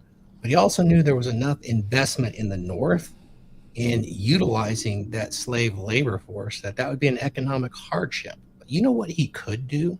Because he eventually quickly adopted the freedom of the slaves, but what he adopted was the economic realities of what the South secession was all about. And that cost the North quite a bit. And that was going to cost them money. So when you look at the actual politics, he was able to rally the North to go to war because of what they were doing with their tariffs and their sanctions. That was really what they voted to go to war against. And then quickly thereafter, which they always do in war, is they make it a moral war, which I believe he probably had that in his heart. But if you're looking at the overall reality of it, he was a shrewd politician, very shrewd, and knew he probably couldn't get a war based on that. But when it came to the economics of the investments of the people he was going to convince to go to war and lose their economic environment, he had to make it to where it was worse to have the Confederacy do their tariffs and win under the states' rights. So when you look at it under that lens, which is, I think it's a red pill lens of objective reality, it's a little bit different. He may have held all that in his heart, and his writings indicated he did, but he was smart about how he went about it. Yeah, and that's what I was saying. Like, that was like the short-term thinking that he was thinking about in terms of the economic survival of the country. But what I was talking about with the letters where he was writing about the slavery and stuff like that is that he was making honest observations about other human beings that were contradicted by the society. And so what his opinions on it, going like, even being willing to talk to slaves and stuff like that at the time was considered taboo. Right, having a IQ conversation with somebody that's supposed to be less than human, according to society, that would be like you talking to your dog in their opinion, right? And people would view that as like insane based on the societal perception. But he's looking at it going like, yeah, but these people can learn. And in the long term for the country, in addition to all these financial things, this is also going to be a problem in the long-term future because we're founded on the idea of freedom. And if these people can, in fact, learn, they will revolt just like we did. So it was one of those things where, like I said, he took in all the truth that he could at the time, and that was part of his decision-making process. And that's the example that I found is interesting. I know it wasn't the main reason why they went to war and why we had the Civil War and all that, but for me, looking at the history of it and noting that little bit, that tidbit of information in the documentaries that I saw, I thought that was an intriguing example on this topic, is that that was recognizing a truth that society didn't recognize as a truth at the time. Because what he was acknowledging, you have to use lateral thinking in order to get the goal accomplished, and I think that played a role in it. And saying both of those is true, Yes, because he was factoring in, okay, if we outlaw slavery and we win this war, there's going to be less cotton coming into the North for our clothes and stuff like that because they won't have slaves. So that means they're not going to. The plantations won't be as large, and the cotton will be more expensive, and there'll be less of it. But which would we rather have? Less cotton or no cotton? Less tobacco or no tobacco at all? So he made the call. Yeah, and once the war started, it was easy to go ahead and reframe it, morale, and get what he actually wanted, and which was actually better for everybody. With a lot of hardship, there was a lot of embracing, no pun intended, of our human darkness to get there. Yep. All right. Well, we've said a lot on that today. I think that kind of covers it. That covers all the main questions. We kind of bled into like 3 and 4 quite fluidly, which is what I figured. Panel's always on point with these things, so I love it. But let's go around the horn. Let's start with you, Paul. Like, what do you got going on? Where can people find you? Well, you can find me on the podcast, the Come On Man podcast. As you guys probably know, I do have this book out, The Essential Skills of a Masculine Presence Psychology Paradigm. It did just drop on Audible yesterday. I've been dropping a link in the chat here. Let me drop it again for you guys that like listening to audiobooks. Other than that, when you guys are done going through this book, okay, near the end of this book, I invite you to reread this book. Not one time, not 2 times, but at least 10 to 15 times. That's where Audible will help. Look, I don't think that link copied. Ibble? Ibble.com? There we go. Is this better? Did that work? There we go. Son of a bitch. Hold on. It still didn't work right. Hold on. It's didn't? still not doing it. Yeah, Good delay. there we go. It's got to have the HTTPS. There we go. Sorry for spamming the comments there. But if you guys listen to this, it really will. Just repeating this book multiple times. You know, you can do it at the gym. You can do it when you're driving your car. You can do it on your, when you're out jogging or something like that. Just listening to this book on repeat will start changing your paradigm and help you have a more dominant masculine presence. Now, when you're done reading this book, some guys are going to need more help. They're going to need more one-on-one help. And I'm on a mission. I'm calling it Mission 10 because I'm looking for 10 guys.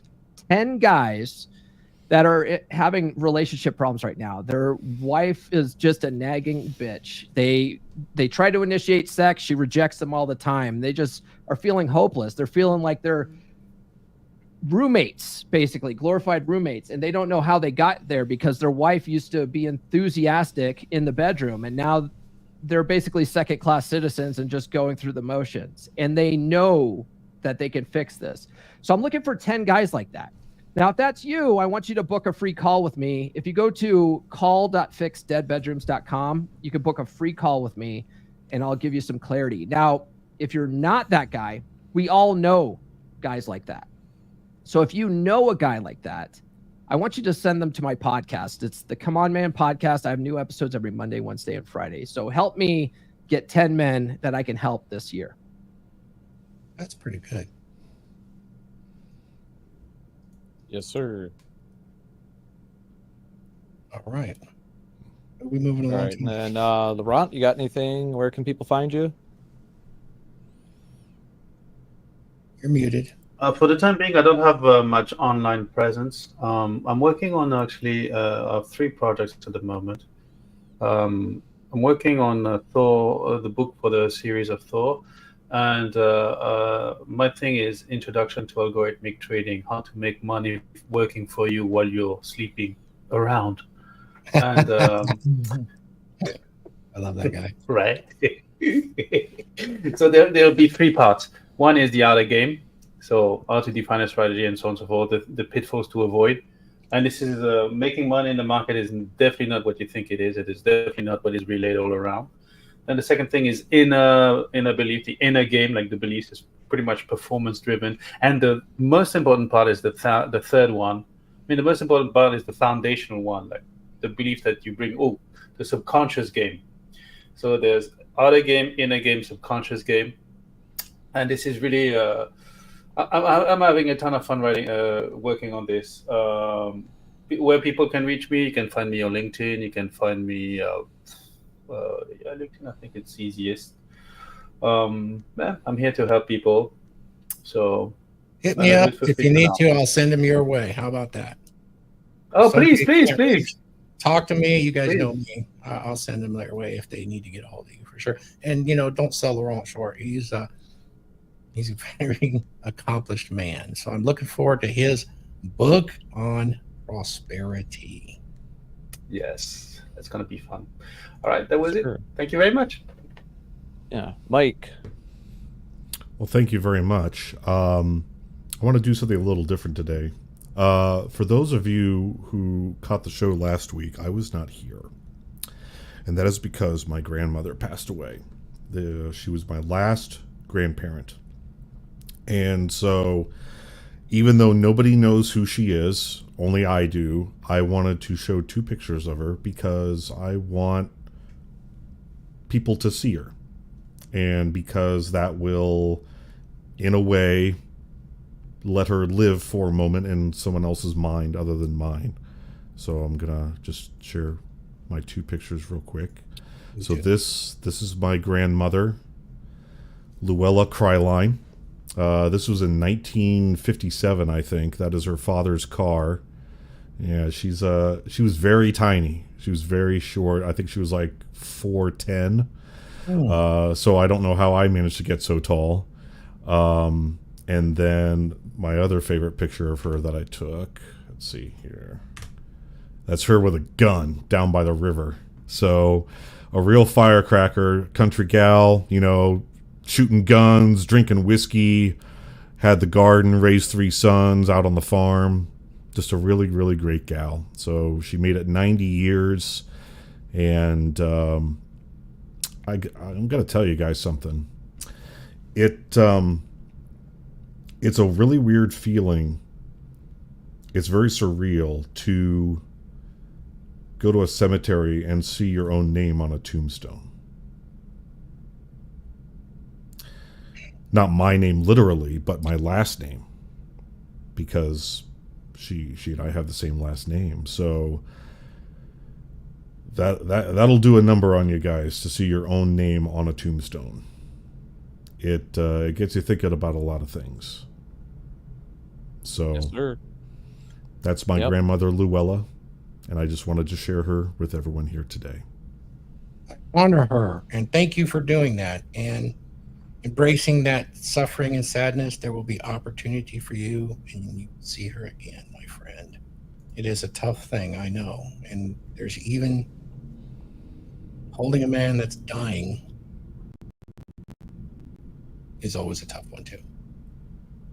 Yeah, all of it is. Yeah, it's not easy. I actually had to watch my grandma forget who I was before she passed. So right after I had sang for her the week before that as well, and she said, "I remember you sang for me, but I can't remember what you sang. But thank you." And then the next time I went to see her, she didn't know who the fuck I was. So I can kind of relate. But yeah, it's a hard pill to swallow there. That's real life pill for you there. Mortality. Remember, you're not immortal. Even if you think that there's an afterlife, remember, you're not immortal in life even. So you're not going to be here forever. Do something that people will remember you for. Like Mike said, most people probably won't know who his grandma was. Just like when I talk about my grandfather, most people don't know who my grandfather was, even though he was an accomplished scientist, right? Had a very good military career. And I've been criticized for talking about the lessons that man taught me and crediting him. Just make those ideas yours. Don't talk about your grandpa or your dad. I'm just like, but those are the people that I got the information from. And this is what's lacking in society today, is that we don't take those lessons from our elders, right? Thank you for opening the opportunity for me to talk about this, Mike, is that a lot of people don't listen to their elders. And I'm not saying you have to do everything they say, but my grandfather, once again, one of the things he taught me, even a fool can teach you something because they've lived a life you haven't lived, and they may know things that you don't know, and it may not be useful to you, and you don't want to spend too much of your time listening to fools, but even a fool can teach you something if you pay attention for those nuggets of wisdom. Even if it's just not doing the same mistake they did, you can still learn from them. So the key thing is learn from everybody, especially your elders, the people that survived for damn near 100 years. They know stuff that you don't know because they lived a much longer life. And if you take that for granted, you might miss out on some nuggets of wisdom that could save your ass in the long run. Like my grandfather always said, never sign a one-sided contract and always read the fine print. Yeah, that's pretty good. Mike, let me offer you a little bit of a condolence and maybe some hope. What I've discovered in the last couple of years, having the deaths in the families and then actually holding a man that had fallen and is broken and things like that, I arrived at a conclusion for myself based on red pill stuff. Guys, in my opinion, I think that, why do I call myself a god amongst men? We are all a localized manifestation of God. When I say localized, we are a localized consciousness of the greater universe trying to experience itself. Her Earth suit is just a manifestation of the particles coming together of absolutely almost nothing. And then when we leave, the waveform collapses back to the universe. It doesn't mean it's gone. It's still a part. It's like looking at the ocean. You have waves on the top you can see. That's us. Imagine all the depth underneath. We'll come back up again and form a wave that you can see and experience for a time. That wave coming across the ocean and then back down into it. That's kind of my viewpoint of it. Oh, bless her heart. See her again in some form or another. Thank you, Thor. Yeah, I definitely think that our brains, and as they explore quantum theory and what's going on with this quantum foam, the observer effect, how it actually changes reality at a distance, it actually does it. That means there's something else going on here that we cannot fully comprehend. And we tune into that. And is us tuning into it, this localized version that I am looking right at you, you are me. Some of the Eastern philosophies is there go you, but it's actually me living a different life. So bless her heart, she obviously had a huge impact on you, and I appreciate you doing that. She made a damn fine rhubarb pie. Oh man, I haven't had rhubarb pie in a while, but the rhubarb pie I had was on fire. Yeah. All right. Not second to last, Huds. Where can people find you? Yes, sir. So, final thoughts on this entire thing here, and leading off of what you guys were all saying and what you were presenting, Mike, is leave a legacy. Leave a legacy. Change the world. You have the tools. As Thor was saying, we are all made from God. We all have the ability to be God amongst men, God amongst NPCs. Like realistically, it actually is. Yeah, so that's what I think was so important about this show today, and I really, really enjoyed it, because when you understand the red pill praxeology, when you dive into all this stuff, you don't have to go black and white on everything, and you shouldn't, but it gives you the tools to be able to navigate the world. And as we were talking like way earlier in the show, like dealing with the elites or whatever else, understanding the rules of the game allows you to win. That's the whole point. So let's understand the rules and let's win. Now I'm going basically into monk mode for a little bit. I am still working on my book, and with my men's community, Men of Now, we are actually closed. We are full at capacity. So you can still tune into the shows. We're doing them every Tuesday. But we will likely not be reopening for a little while here.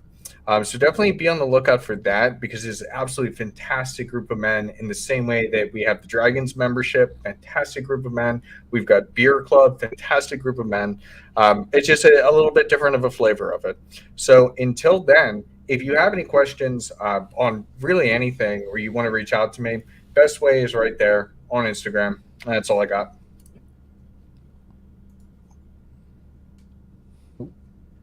Book publisher, author, extraordinaire, coming down on extreme adrenaline high.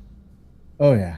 I'll talk to you guys backstage about that one. I already talked to Thor about it last night. Book actually released today. I have my author's copies here.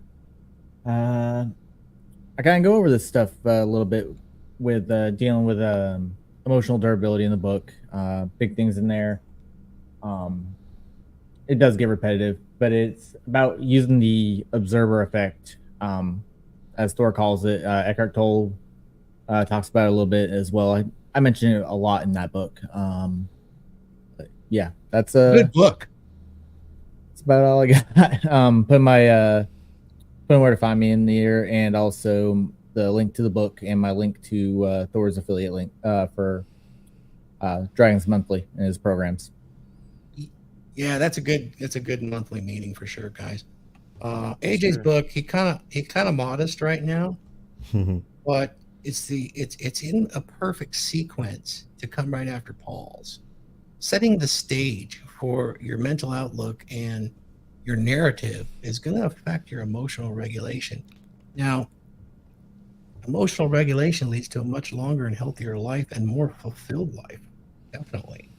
If you're the kind of person that reacts to everything, and you react immediately, and then you stress about it later, and then you do something called perseverating, like, man, I could have done something different. I could have done that. I could have done this. That's not useful. And that's where the red pill really shines. And that's where AJ's book is really, it's really nice. And I appreciate the hard work you put in, AJ. And I do. Thank you. And, just to let everybody know on the book series before we move to the next guy, it's not just AJ. I spoke with Donovan this week, Donovan Sharp, DOG, who actually was on YouTube prior to Rolo and Rich. And, yeah, he actually told me he'd be by the end of the month, he was going to have his book ready to add to the collection. So keep your eye out, guys. Collect them all. Yep. And you're up next, Thor, or last but not least, and then I'll take us out. What was that? Okay. Well, I'm just going to paste a free copy of a chapter, which is chapter 4 in my original book, which is a dominant masculine presence. And the reason I put that out there is use the code free, all caps, free DMP, is it's on the 7 skills and defining them with real life examples, which includes body language, voice, all of that, influence.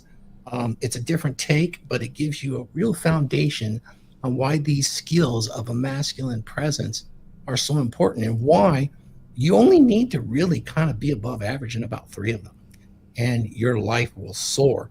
And I point out some very famous examples of guys that might only have 3, and some guys that have 5. And it's interesting. You probably won't be above average in all of them because it takes years to practice these skills and work them. You make mistakes, you move forward, but is it a prescription? No, it's a guideline. It's stepping stones. It's a guideline of thought so that you can create your own dominant masculine presence. So I just put in the chat a link to that free chapter. I think you'll get a lot out of it. And as soon as if you like it, man, go out there, get Ray's book, get Paul's book, and get Paul's original book because he does a comprehensive job there.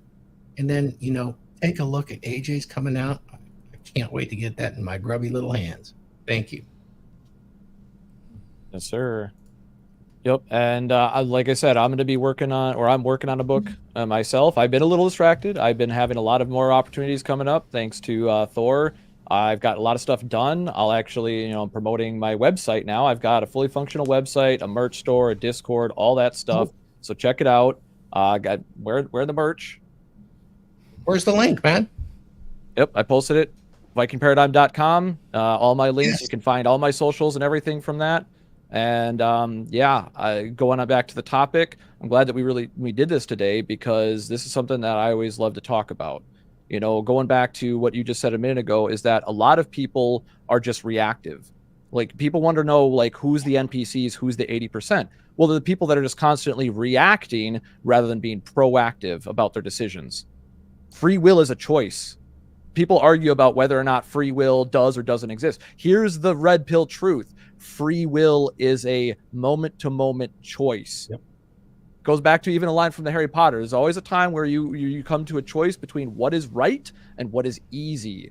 More often than not, the easy solution is the wrong solution. And that's more or less what the red pill praxeology lays out for people. The common sense, like, hey, if you do the less effort route, you're going to get bad results or less good results. Dumb it down for the people, that need the crayons. It's like, yes, you need to do things in life to get things in life. If you don't, you got only yourself to blame. And that's where a lot of people want to cope, come up with their own version of the pill, like, oh, I'm this pill. I'm not like that other pill. The other pill is full of things I don't like. It's like, yeah, that's the point of the red pill. It's uncomfortable truth. Yes, you're a fat ass like that guy in the commercial. Nobody wants to listen to you. As I found out when I was a fat ass, nobody respected me. The loser disrespect is real. Nobody cares about you, man. If you're demonstrating through action, you don't care about yourself. Guys wonder, oh, why do I got to get permission from my wife? Well, it's because you're making her give you permission. You're allowing this to happen because you have no boundaries. You have no standards. You have no free will of your own. You gave it up. You're being an NPC to your wife's whims. If you stop doing that, she's going to like you a lot more because she's going to have to do less mental work that's stressing her out, and she'll actually want to follow you around like a puppy dog then. But that would be perceived by some of those men in that commercial as me being domineering because my woman is kowtowing to me like that, rather than understanding the real truth is that my woman actually wants to do those things. And the reason why no woman wants to do those things with him is because he's a fucking loser. And so for him coping, he's saying, oh, well, that's domineering for a man to be doing that with a woman, when he doesn't understand that a woman that actually likes you will do that on her own most of the time without you even telling her. And there's a harsh red pill truth that a lot of people don't want to accept, including all those motherfuckers in that commercial. The guy crying at Predator. The one guy that's muscular, he's like crying at the end of Predator. Really? Really? At the end of Predator? Really? Come on, man. Like, that shows mental weakness. Any woman that saw that, they're going to be like, yeah, he's muscular, but I bet he would bitch out in a fight. You get what Don't you be pay. that guy. You get what you pay for. Yep. And with that, thank you everybody for tuning in today. You reach out to anybody if you want to get to know more. Get the books. Like Thor said, there's a lot of books coming out. Like I said, mine's going to be on physicality and how that's actually rooted in your mental health. A lot of people underestimate that. Your physical health is your mental health. But get the books, get the information, take it in, and learn. What is my tagline? Learn plus adapt equals win. And you have to do it in that order. Learn, measure twice, and then cut once. Get the lesson, make the change, not excuses, and you will get results. Now, your results may not be exactly what you want, and that's where you rinse and repeat and refine your tactics, aka scientific method. So on that, thank you everybody for tuning in. We'll take you out with an ad, and everybody have a good weekend. There's some good videos there, buddy, and thank you for hosting. You're an excellent host. I appreciate your prep. It's a pleasure to sail on the dragon ship with you, VikingParadigm. Now, thank to you. the shield wall. Shield wall. Have you ever felt like you're fading into the background? Like the world doesn't want you to stand out, to be strong, to be masculine? You're not imagining it. For decades, society has been reshaping the role of men, leaving many feeling lost and disconnected. It's time to change the narrative. In A Dominant Masculine Presence by R.P. Thor, discover the path to reclaim your strength, your confidence, and your identity as a man. This isn't about fitting into a stereotype. It's about embracing your natural traits and honing them into a powerful presence. Learn the 7 skills that every man needs to lead with authority, read body language, and control his emotions.